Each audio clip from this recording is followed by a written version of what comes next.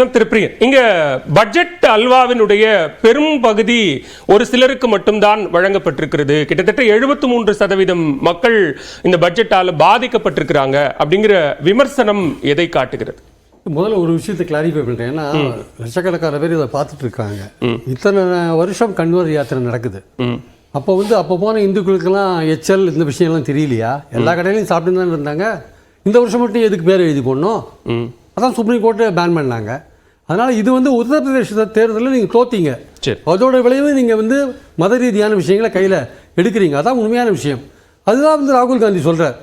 அந்த விஷயத்தை தான் பேஸ் பண்ணி பேசுகிறார். ஆக்சுவலாக இது மாதிரியா ஓட்டுக்காக பண்ணுற விஷயங்கள் இதெல்லாம். ஆக்சுவலாக ராகுல் காந்தி பண்ண ஒரு விஷயம், இன்றைக்கி பேசின விஷயங்கள் ஒரு அரசியல்வாதி இந்த முறையில் சில விஷயங்களை அவர் பேசுகிறார். அதில் நமக்கு சில விஷயங்கள்லாம் உடன்பாடு கிடையாது. அதாவது பார்லிமெண்ட்டில் ப்ரெசென்ட் ஆகாத அஜித் தோவல் பற்றிலாம் அவர் பேச வேண்டிய அவசியம் இல்லை. அஜித் தோவல் இந்த கவர்மெண்ட்டில் முக்கியமான நபர்ன்றதுல சந்தேகம் இல்லை. பட் அவர் இங்கே பார்லிமெண்ட்டில் அவர் பதில் சொல்ல முடியாது அவரால். அதானி அம்பானியை பற்றி ஏன் பேச வேண்டிய அவசியம் இருக்குன்னா, இந்தியாவோட முக்கியமான துறைகளில் அவங்க வச்சுட்ருக்காங்க. ஏர்போர்ட் அவங்க வச்சுட்ருக்காங்க, சீபோர்ட் அவங்க வச்சுட்ருக்காங்க, டெலிகம்யூனிகேஷனை கையில் வச்சுட்ருக்காங்க. அதெல்லாம் நாட்டு மக்களுடைய பணத்தை சுரண்ட ஒரு விஷயமா இருக்குது. அதனால் அவர் பேச வேண்டிய கட்டாயத்துக்கு ராகுல் காந்தி தள்ளப்படுறார். அவங்களும் பார்லிமெண்ட்டில் பதில் சொல்ல முடியாது. அதனால தான் எடுத்துட்டாங்க. போன வாட்டி ஜனாதிபதிக்கு நன்றி தெரிவித்து தீர்மானத்தில் பேசும்பொழுது 37 நிமிஷம் பேசின ராகுல் காந்தியை வெறும் 14 நிமிஷம் தான் காமிச்சாங்க சன்சத் டிவியில், பார்லிமெண்ட் டிவியில். அதுதான் அவங்களுடைய பாரபட்சம் இல்லாத ஒரு பார்வையாக இருக்குது. ஆக்சுவலாக பாஜகவோட பார்வையாக இருக்குது. பாயிண்ட் என்னென்னா, அவர் சொல்ல வர விஷயத்தில் இந்த அல்வா விஷயம் நீங்கள் அல்வா விஷயத்தை சில பேர் நகைச்சுவையாக பார்க்குறாங்க, சில பேர் தலையில் அடிச்சுக்கிறாங்க. அது மாதிரி பார்க்கக்கூடாது. அவர் முதல்ல சொன்ன விஷயம் என்னென்னா, இந்திய அரசாங்கத்தில் செக்ரட்டரி லெவலில் இருக்கிற அதிகாரிகள் அவங்க தான் பெரும்பாலும் இந்த பட்ஜெட் ப்ரிப்பேர் பண்ணுறதுல இருக்காங்க. Secretary, department of expenditure, finance secretary, department of revenue secretary, இதெல்லாம் பார்த்தீங்கன்னா யாருன்னு பார்த்தீங்கன்னா எல்லாருமே உயர் ஜாதியை சேர்ந்தவர்கள் தான். பெரும்பாலும் 93 பேரில் பேக்வர்ட் கிளாஸ் ரொம்ப ரொம்ப குறைவாக இருக்காங்க சார். 3 பேரோ 4 பேரோ இருக்காங்க. அது இன்டைரக்டாக அவர் சொல்கிறார். அவங்களோட ரெப்ரசன்டேஷன் அங்கே இல்லை அப்படின்ற பாயிண்ட் தான் எலெக்ஷனுக்கு முன்னாடி சொன்னாரு. இப்போவும் அதை கிட்டத்தட்ட அதை தான் தொட்டு காமிக்கிறார். அதுதான் அல்வா கின்றதுன்றது நாட்டு மக்களுக்கு கொடுக்குற அல்வா வேற விஷயம். அது தவிர அவர் சொல்ற முக்கியமான விஷயம் என்னன்னா, நீங்க எம்ப்ளாய்மெண்ட்னு நீங்க இளைஞர்களை ஏமாத்துறீங்க, அந்த மாதிரி விஷயங்கள்லாம் சொல்றாரு. நீங்க 5 விதமான ஸ்கீம் நீங்க அனௌன்ஸ் பண்ணிருக்கீங்க, எம்ப்ளாய்மெண்ட்டுக்கும் ஸ்கில் டெவலப்மெண்ட்டுக்கும். அதுல ஒரே ஒன்றத்தை மட்டும் நான் தொட்டு காமிக்கிறேன். 1 மாச வேஜ் கொடுக்கணும். ஃபார்மல் செக்டாரில் ஒருத்தர் வேலைக்கு சேர்ந்தா கொடுக்குறோம் நாங்கள்.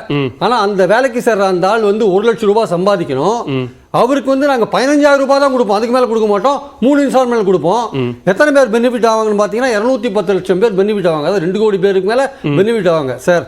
முதல்ல ஃபார்மல் செக்டாரில் 1 லட்சம் ரூபாய்க்கு வேலை கிடைக்கிறதுன்றது சாதாரண விஷயம் கிடையாது. அது ஏதோ ரொம்ப குறிப்பாக லிமிட்டடாக தான் இருக்கும். அதில் நீங்கள் கொடுக்கறது 1 மந்த் வேஜ்னு சொல்லிட்டு அதில் 15,000 ரூபாய் கேப் போடுறீங்க, லிமிடேஷன் போடுறீங்க. போட்டு அந்த 15,000த்தையும் 3 இன்ஸ்டால்மெண்ட்டாக கொடுக்குறீங்க. இது என்ன ஏமாத்து வித்தை? அப்புறம் ஏன் 1 மந்த் வேஜ்னு சொல்கிறீங்க? அவனுக்கு 1 லட்சம் ரூபாய் சம்பளம் இருக்கிற எம்ப்ளாய்மெண்ட்டாக இருக்கணுமா? இது மாதிரி நான் வரிசையாக ஒன்றுன்னு சொல்லிட்டு போனேன்னா நிறைய விஷயங்கள் அதில் இருக்குது. அதனால் இது ஒரு பானை சோற்றுக்கு ஒரு சோறு பதன்றாரு ஒன்று மட்டும் சொன்னேன். இது மாதிரி 5 விதமான ஸ்கீம்ஸில் பல விதமானது இருக்குது. அதாவது அவங்ககிட்டேருந்து எம்ப்ளாயருக்கு என்னென்ன பெனிஃபிட் பண்ணணுமோ அவங்களுக்கு சாதகமான விஷயங்களை தான் அதில் பண்ணியிருக்காங்க. எம்ப்ளாயிக்கு எதுவும் பண்ணலாம் தெரியல. 20 லட்சம் பேருக்கு நீங்கள் ஸ்கில் டெவலப்மெண்ட் கொடுக்குறீங்க அப்படின்னா இங்கே பிரச்சனை அது இல்லை. ஸ்கில்டாக இருக்கிற ஆளுக்கு வேலை கிடைக்கலன்னா தான் இங்கே பிரச்சனை. நீங்கள் கொடுக்குற ஸ்கில் முக்கியம் இல்லை. ஏங்க நாங்கள் லட்சக்கணக்கில் ஸ்கில்டாக இருக்கோங்க, எங்களுக்கு வேலை கிடைக்கல. அதுதான் பாயிண்ட்ங்க. இல்லை, பெருமுதலாளிகள் மீதான குற்றச்சாட்டாக இருந்தால் அதே அவர்களினுடைய முதலீடுகளை காங்கிரஸ் ஆளக்கூடிய மாநிலங்கள் தவிர்க்குதா அப்படிங்கிற ஒரு கேள்வி. வேலை வாய்ப்பு தொடர்பாக நித்தி ஆயோக் கொடுக்கக்கூடிய புள்ளி விவரங்களை ஏத்துக்க மாட்டீங்களா அப்படின்னு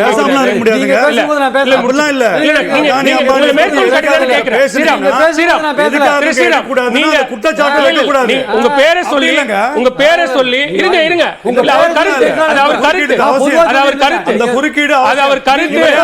நீங்க சொன்னீங்க.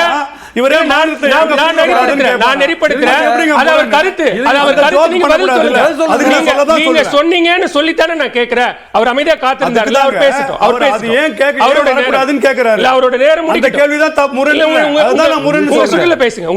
இந்த நாட்டு வளத்தை பயன்படுத்திக் கொள்கிற, இந்த கவர்மெண்டோட லோன்ஸை பயன்படுத்திக் கொள்கிற அம்பானியோ அதானியோ டாட்டாவோ பிர்லாவோ யாரா இருந்தாலுமே இந்த ஸ்டேட் கவர்மெண்ட் உட்பட எல்லாரும் பயன்படுத்திக் கொள்ள தான் செய்வாங்க. விமர்சனம் பண்றது வேற விஷயம். முறை முறைகேடாக உங்களுக்கு ஒரு கான்ட்ராக்டோ ஒரு டெண்டரோ ஏதோ ஒன்று கொடுக்கும்போது நீங்க ஏகபோகமா சில விஷயங்களை நீங்க அனுபவிக்கும் போது அதை பத்தி ஒரு கட்சியோட தலைவர் சொல்லாம இருக்க முடியாது. சொல்லாம இருக்க முடியாது. எந்த டெண்டர் அது மாதிரி போயிருக்குன்னு அவர் ப்ரூவ் பண்ணுமா வேண்டாமா? முடிக்கிட்டு இருங்க. அவரோட நேரம் அது எப்படிங்க? இல்ல முடிக்கிட்டு இருங்க. நீங்க பேசுங்க. இல்ல பேசுங்க. அது அவரோட கருத்து. உங்க கருத்துக்கு நீங்க பேசும்போது அவர் அமைதியா தான் இருந்தார். அமைதியா கேட்டார். ரொம்ப பேசி முடிக்கிட்டோம். அதனால வந்து காங்கிரஸ் கொண்டு வந்த திட்டங்கள் எல்லாம் வந்து முடக்குறாங்க. மகாத்மா காந்தி ஊரக வேலைவாய்ப்பு திட்டம் போன வாட்டி என்ன எக்ஸ்பெண்டிச்சர் செலவாச்சோ அந்த பட்ஜெட் கூட இந்த வாட்டி இல்ல சார். அதை குறைச்சிட்டாங்க. அதை மைனாரிட்டி அஃபேர்ஸ்ல மௌலானா ஆசாத் ஃபவுண்டேஷனுக்கு பைசாவே கிடையாது, கம்ப்ளீட்டாக எடுத்துட்டாங்க. இதெல்லாம் வந்து நீங்க பாத்தீங்கன்னா அவர் சொல்ற விஷயங்களுக்கு அதே மாதிரி பாத்தீங்கன்னா லாங் டேர்ம் கேபிட்டல் கெயின்ஸ், நீண்ட கால ஆதாய மூலதன வரின்னு போடுறாங்களே அதுல ஒரு விஷமத்தை பண்ணியிருக்காங்க. இண்டெக்ஸேஷன் ஒன்று எடுத்துட்டு என்ன பண்ணாங்க, நடுத்தர மக்கள் தான் பெரும்பாலும் லேண்டு தங்கம் இதெல்லாம் விற்பாங்க வாங்குவாங்க எல்லாம் பண்ணுவாங்க. அவங்கள பாதிக்கிற மாதிரியான ஒரு விஷயத்தை உள்ள நைஸா கொண்டு வந்து சேர்த்துட்டாங்க. அது அனுபவிக்கும் போது அதோட விஷயம் தெரியும் நமக்கு. இதெல்லாம் தான் அவர் சொல்றாரு. நாட்டு மக்களை வந்து டாக்ஸ் டெரரிசம் போட்டு நீங்க பயமுறுத்துறீங்கன்ற ஒரு விஷயங்களை சொல்றாரு. இன்னொரு விஷயம், முக்கியமான விஷயம் என்னன்னா, இந்த சக்கர வியூகம்ல வந்து பாலிடிக்ஸ் அதெல்லாம் வந்து அரசியல்வாதி ஒரு அரசியல் தலைவர் என்ற முறையில் அவர் பேசுறாரு. ஆனா when comes to budget அவர் சொல்ற மாதிரியான அந்த எம்ப்ளாய்மெண்ட் இந்த மாதிரி விஷயங்கள், காங்கிரஸ் திட்டங்களை முடக்கிறது போன்ற விஷயங்கள் அதெல்லாம் நம்ம வந்து ஒரு எதிர்க்கட்சி தலைவர் அவர் சொல்றது கரெக்ட். அரசியல்வாதி அவர் பேசுற பேச்ச அரசியல்வாதிகள் கவுண்டர் பண்ணி பார்வை எடுத்துக்கிறார். திரு தங்க வரதராஜன், இங்க நாட்டில் வரி தீவிரவாதம் டாக்ஸ் டெரரிசம் கட்டவிழ்த்து விடப்பட்டிருக்கிறது அப்படின்னு ராகுல் காந்தி குற்றம் சாட்டுறார். இங்கே ஏழை எளிய மக்கள் எஸ்சி எஸ்டி ஓபிசி மைனாரிட்டிஸ் எல்லாரும் பாதிக்கப்படுறாங்க. விதிக்கப்பட்டிருக்கக்கூடிய வரிகளின் மூலமாக சிறு குறு தொழில் நிறுவனங்கள் முற்றிலுமாக அழியக்கூடிய நிலைக்கு போகிறது. ஜிஎஸ்டி பணமதிப்பிழப்பு நடவடிக்கைகளால் மிகப்பெரிய ஒரு பாதிப்பு ஏற்பட்டிருக்கிறது. இது ஒட்டுமொத்தமா ஒரு வரி தீவிரவாதம் அப்படிங்கிறாரு ராகுல் காந்தி. நீங்க பாத்தீங்கன்னா முன்னாடி ஜிஎஸ்டி வர்றதுக்கு முன்னாடி பாருங்க பலவிதமான டாக்ஸ், எக்ஸஸ் டியூட்டி, வாட் அது இதுன்னு போட்டு பாத்தீங்கன்னா கிட்டத்தட்ட 40%, சிலதுக்கு 50%.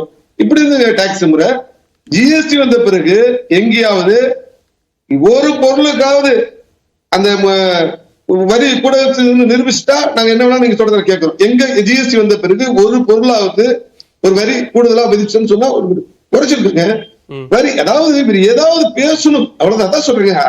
அதிகாரம் கிடைக்கல, அப்ப ஏதாவது பேசணும் பேசுறான். அதனால ஜிஎஸ்டி வந்த பிறகு ஒரு பொருள் விலை கூட வரியான மீது குறைஞ்சிருக்க தவிர கிடையாது. பண மதிப்பு உயர்வுக்கு தகுந்த மாதிரி இப்ப இருக்கக்கூடிய ஒரு பழைய சொத்து 10 ஆண்டு 20 ஆண்டு பழைய சொத்தை இப்ப விற்பனை செய்யணும்னா அதற்கும் ஜிஎஸ்டி வரி இருக்கு சார். சார் எல்லாத்துக்கும் இருக்கு சார். அது ஸ்லாப் இருக்கு சார். எதுக்கு எவ்வளவு இருக்குங்கிறத ஜிஎஸ்டி கவுன்சில் முடிவு பண்ணுது சார். அதை வந்து இந்த அரசாங்கம் ஜிஎஸ்டி கவுன்சில் உயர்ந்திருக்குன்னு கேட்டீங்க, அதனால சொன்னேன். இல்ல அதுக்கு முன்னாடி சொல்ல முடியுமா? இதை விட அதுதான் சார்.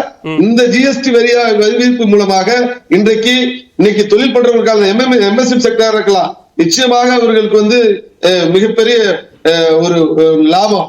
இன்னைக்கு அது போல நுகர்வோருக்கு லாபம், எல்லாருக்கும் லாபம் சார். இதுல இதை வந்து காங்கிரஸ் ஒரு அவதூற குற்றச்சாட்டு. இதே ஜிஎஸ்டி கொண்டு வர அவங்க முயற்சி செய்தாங்க, அதை நடைமுறைப்படுத்தல அவங்கள்ட்ட கட்சி கிடையாது, விட்டாங்க. இப்ப அண்ணன் கனகராஜன் சொன்னார், எப்ப பார்த்தாலும் பாத்தீங்கன்னா வேலையின்மை கிடைக்கல, வேலையின்மை ரொம்ப பெருகி இருக்குது.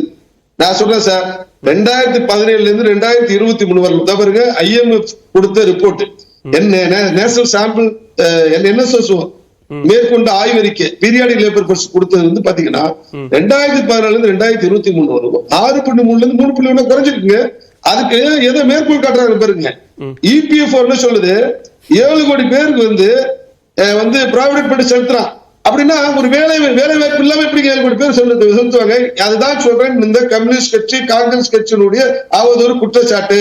இப்ப அண்ணன் சொன்னாரு தமிழ்நாட்டுல சார் இன்னைக்கு பிஎல்ஐ ஸ்கீம் வந்த பிறகு இன்னைக்கு 14 செக்டார் இன்னைக்கு வந்து வளர்ந்துருக்கு சார். அது இன்டர்ன்ஷிப் கொடுக்கறது மூலமா கிட்டத்தட்ட 1,96,000 கோடி ரூபாய் கொடுத்திருக்கோம். நீங்க ஓசூர் எடுத்துங்க, இந்த ஆப்பிள் நிறுவனம் இன்னைக்கு எத்தனை லட்சம் பேருக்கு வேலை வாய்ப்பு கொடுக்குதுன்னு சொல்லுங்க.